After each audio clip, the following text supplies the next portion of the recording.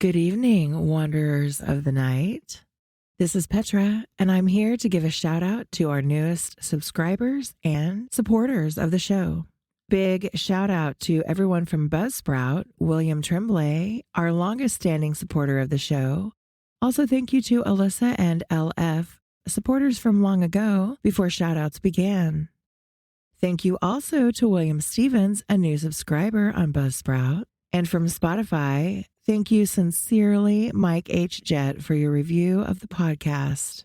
Always sending you love and positive thoughts and energy. From YouTube, we now have 10 new subscribers, but keep in mind that I can only see your YouTube account name if you've made your subscriptions public. So thanks to 7 of you, plus The Big Moki Show, Randy Hall, and Brian Jacobs. Thank you all so much for your support. Welcome, wanderers of the night, to Petra's Dark and Dreamy, where shadows dance and dreams drift through the twilight. I'm Petra, your guide through this realm where the boundaries of reality blur and the mystical becomes tangible. Tonight, we plunge into the depths of the unknown, exploring stories that shimmer in the darkness and ideas that echo through the silence. So, find a cozy nook, let the world outside fade away, and prepare to embark on a journey where the night is always young and the dreams are endlessly alluring. Are you ready to embrace the dark and the dreamy? Then let's begin. 10:15 p.m. Important discovery. Orendorff and Watkins, working underground at 9:45 with light, found monstrous barrel-shaped fossil of wholly unknown nature. 6 feet end to end, 3.5 feet central diameter, tapering to 1 foot at each end, like a barrel, with 5 bulging ridges in place of staves. Lateral breakages, as of thinnest stalks, are at equator in middle of these ridges. In furrows between ridges are curious growths, combs or wings that fold up and spread out like fans, all greatly damaged but one, which gives almost 7-foot wing spread. Arrangement reminds one of certain monsters of primal myth, especially fabled elder things in Necronomicon. Have set all hands cutting stalactites and looking for further specimens. Additional scarred bones found, but these must wait. Having trouble with dogs. They can't endure the new specimen and would probably tear it to pieces if we didn't keep it at a distance from them.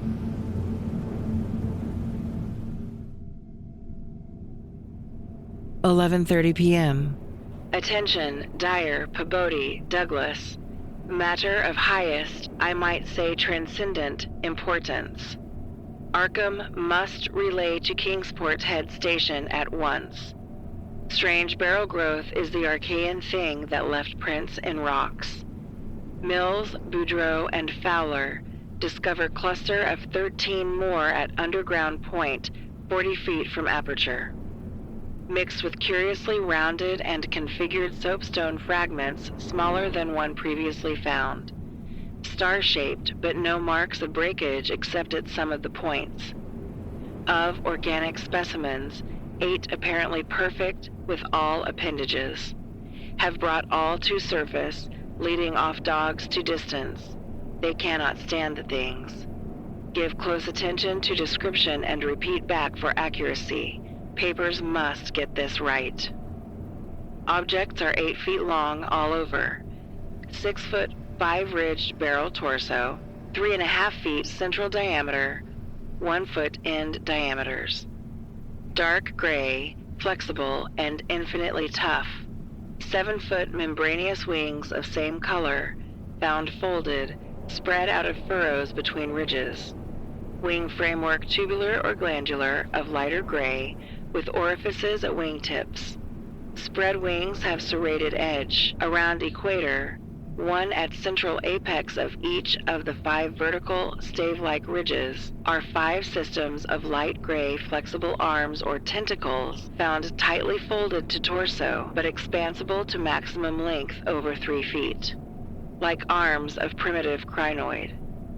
Single stalks 3 inches diameter branch after 6 inches into 5 substalks, each of which branches after 8 inches into 5 small, tapering tentacles or tendrils, giving each stalk a total of 25 tentacles. At top of torso, blunt, bulbous neck of lighter gray with gill-like suggestions, holds yellowish, 5-pointed, starfish-shaped apparent head covered with 3-inch wiry cilia of various prismatic colors. Head thick and puffy, about 2 feet point to point, with 3-inch flexible yellowish tubes projecting from each point. Slit in exact center of top, probably breathing aperture.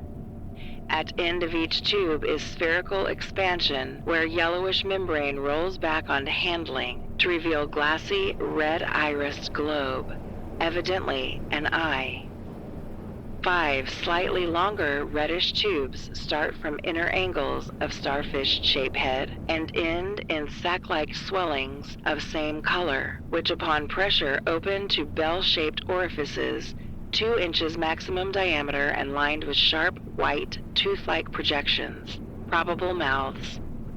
All these tubes, cilia, and points of starfish head found folded tightly down, tubes and points clinging to bulbous neck and torso. Flexibility surprising, despite vast toughness. At bottom of torso, rough but dissimilarly functioning counterparts of head arrangements exist. Bulbous light gray pseudo-neck, without gill suggestions, holds greenish 5-pointed starfish arrangement.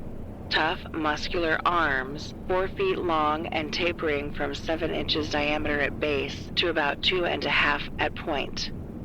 To each point is attached a small end of a greenish 5-veined membranous triangle 8 inches long and 6 wide at farther end. This is the paddle, fin, or pseudo-foot, which has made prints in rocks from 1,000 million to 50 or 60 million years old. From inner angles of starfish arrangement project 2-foot reddish tubes, tapering from 3 inches diameter at base to 1 at tip, orifices at tips. All these parts infinitely tough and leathery, but extremely flexible. 4-foot arms with paddles undoubtedly used for locomotion of some sort, marine or otherwise. When moved, display suggestions of exaggerated muscularity. As found, all these projections tightly folded over pseudo-neck and end of torso, corresponding to projections at other end. Cannot yet assign positively to animal or vegetable kingdom, but odds now favor animal. Probably represents incredibly advanced evolution of radiata, without loss of certain primitive features. Echinoderm resemblances unmistakable, despite local contradictory evidences. Wing structure puzzles in view of probable marine habitat, but may have use in water navigation. Symmetry is curiously vegetable-like, suggesting vegetables essentially up and down structure rather than animals fore and aft structure. Fabulously early date of evolution, preceding even simplest Archean protozoa hitherto known, baffles all conjecture as to origin. Complete specimens have such uncanny resemblance to certain creatures of primal myth that suggestion of ancient existence outside Antarctic becomes inevitable.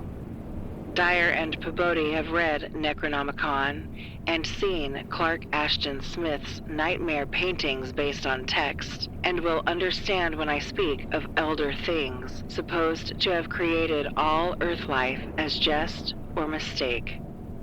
Students have always thought conception formed from morbid imaginative treatment of very ancient tropical radiata. Also, like prehistoric folklore things Wilmarth has spoken of, Hululu cult appendages, etc. Vast field of study opened. Deposits probably of late Cretaceous or early Eocene period, judging from associated specimens. Massive stalagmites deposited above them.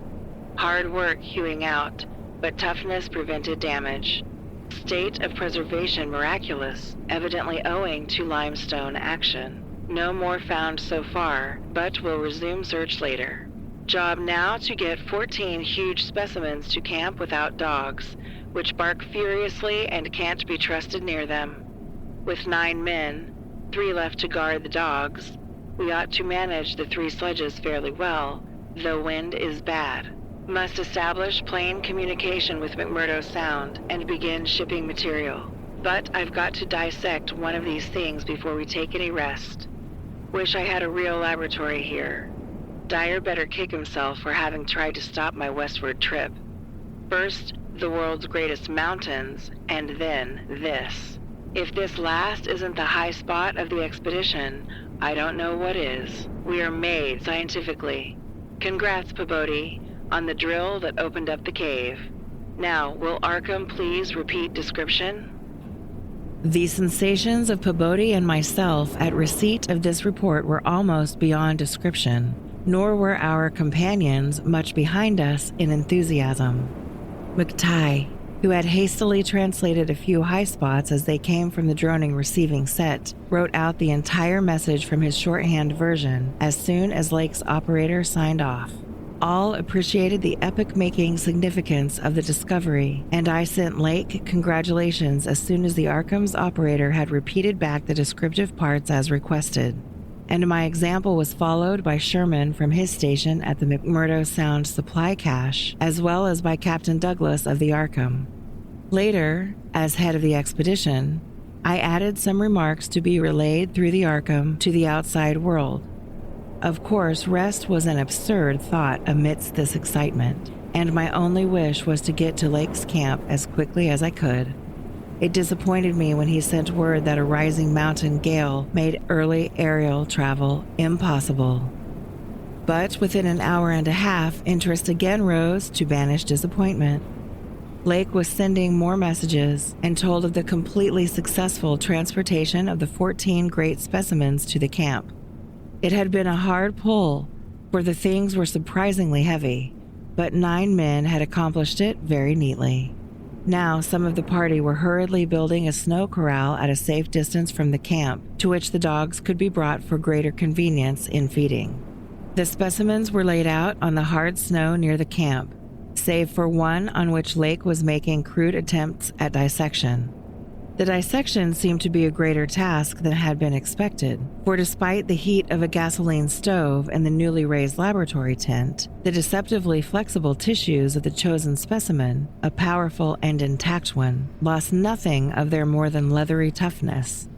Lake was puzzled as to how he might make the requisite incisions without violence destructive enough to upset all the structural niceties he was looking for. He had, it is true, 7 more perfect specimens, but these were too few to use up recklessly unless the cave might later yield an unlimited supply. Accordingly, he removed the specimen and dragged in one which, though having remnants of the starfish arrangements at both ends, was badly crushed and partly disrupted along one of the great torso furrows. Results, quickly reported over the wireless, were baffling and provocative indeed. Nothing like delicacy or accuracy was possible with instruments hardly able to cut the anomalous tissue, but the little that was achieved left us all awed and bewildered. Existing biology would have to be wholly revised, for this thing was no product of any cell growth science knows about. There had been scarcely any mineral replacement, and despite an age of perhaps 40 million years, the internal organs were wholly intact. The leathery, undeteriorative, and almost indestructible quality was an inherent attribute of the thing's form of organization, and pertained to some Paleogean cycle of invertebrate evolution utterly beyond our powers of speculation. At first, all that Lake found was dry, but as the heated tent produced its thawing effect, organic moisture of pungent and offensive odor was encountered toward the thing's uninjured side. It was not blood, but a thick, dark green fluid, apparently answering the same purpose. By the time Lake reached this stage, all 37 dogs had been brought to the still uncompleted corral near the camp, and even at that distance set up a savage barking and show of restlessness at the acrid, diffusive smell.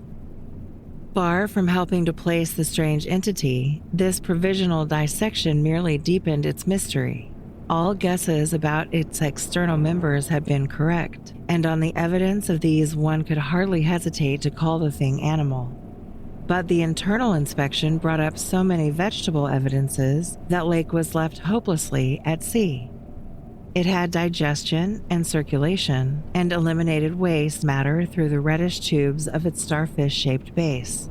Cursorily, one would say that its respiratory apparatus handled oxygen rather than carbon dioxide, and there were odd evidences of air storage chambers and methods of shifting respiration from the external orifice to at least 2 other fully developed breathing systems, gills and pores. Clearly, it was amphibian, and probably adapted to long airless hibernation periods as well.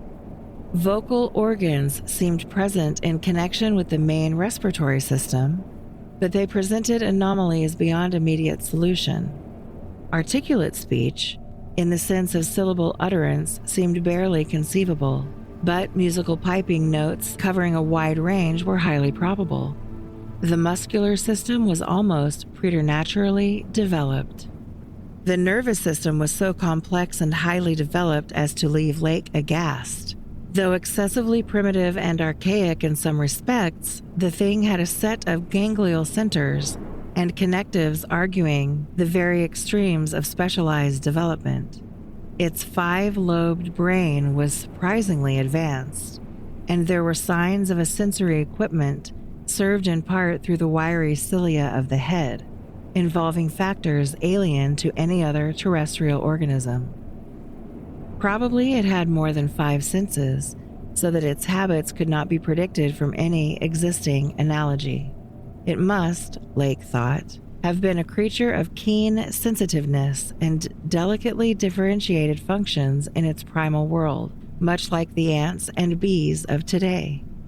It reproduced like the vegetable cryptogams, especially the pteridophytes, having spore cases at the tips of the wings and evidently developing from a thallus or prothallus. But to give it a name at this stage was mere folly. It looked like a radiate, but was clearly something more. It was partly vegetable, but had 3/4 of the essentials of animal structure. That it was marine in origin, its symmetrical contour and certain other attributes clearly indicated, yet one could not be exact as to the limit of its later adaptations. The wings, after all, held a persistent suggestion of the aerial. How it could have undergone its tremendously complex evolution on a newborn Earth in time to leave prints in Archean rocks was so far beyond conception as to make Lake whimsically recall the primal myths about great old ones who filtered down from the stars and concocted Earth life as a joke or mistake, and the wild tales of cosmic hill things from outside told by a folklorist colleague in Miskatonic's English department. Naturally, he considered the possibility of the Precambrian prints having been made by a less evolved ancestor of the present specimens, but quickly rejected this too facile theory upon considering the advanced structural qualities of the older fossils. If anything, the later contours shewed a decadence rather than higher evolution. The size of the pseudo-feet had decreased, and the whole morphology seemed coarsened and simplified. Moreover, the nerves and organs just examined held singular suggestions of retrogression from forms still more complex. Atrophied and vestigial parts were surprisingly prevalent. Altogether, little could be said to have been solved, and Lake fell back on mythology for a provisional name, jocosely dubbing his finds the Elder Ones. At about 2:30 a.m., having decided to postpone further work and get a little rest, he covered the dissected organism with a tarpaulin, emerged from the laboratory tent, and studied the intact specimens with renewed interest. The ceaseless Antarctic sun had begun to limber up their tissues a trifle, so that the head points and tubes of 2 or 3 showed signs of unfolding. But Lake did not believe there was any danger of immediate decomposition in the almost sub-zero air.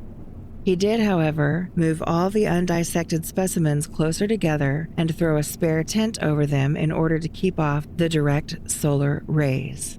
That would also help to keep their possible scent away from the dogs, whose hostile unrest was really becoming a problem, even at their substantial distance and behind the higher and higher snow walls, which an increased quota of the men were hastening to raise around their quarters. He had to weight down the corners of the tent cloth with heavy blocks of snow to hold it in place amidst the rising gale, for the Titan Mountains seemed about to deliver some gravely severe blasts. Early apprehensions about sudden and Arctic winds were revived, and under Atwood's supervision, precautions were taken to bank the tents, new dog corral, and crude aeroplane shelters with snow on the mountainward side.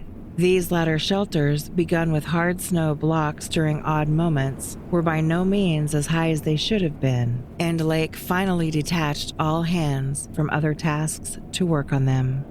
It was after 4 when Lake at last prepared to sign off and advised us all to share the rest period his outfit would take when the shelter walls were a little higher. He held some friendly chat with Pabodie over the ether and repeated his praise of the really marvelous drills that had helped him make his discovery. Atwood also sent greetings and praises. I gave Lake a warm word of congratulation, owing up that he was right about the Western trip, and we all agreed to get in touch by wireless at 10 in the morning. If the gale was then over, Lake would send a plane for the party at my base. Just before retiring, I dispatched a final message to the Arkham with instructions about toning down the day's news for the outside world, since the full details seemed radical enough to rouse a wave of incredulity until further substantiated.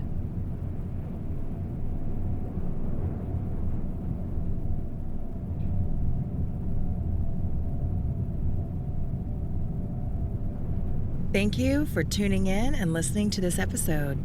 Your support means the world to me, and I'm so grateful you've joined me on this journey. If you enjoyed the podcast, please take a moment to leave a review, whether on your favorite podcast platform or wherever you listen. Your feedback helps the show grow, and it lets others discover the stories we're sharing. Be sure to like, follow, download, and subscribe to support the show. If you are one of the first 100 subscribers, you can request your favorite literature read by me, Petra. Until next time, take care. I can't wait to see you back for the next episode, and sweet sleep.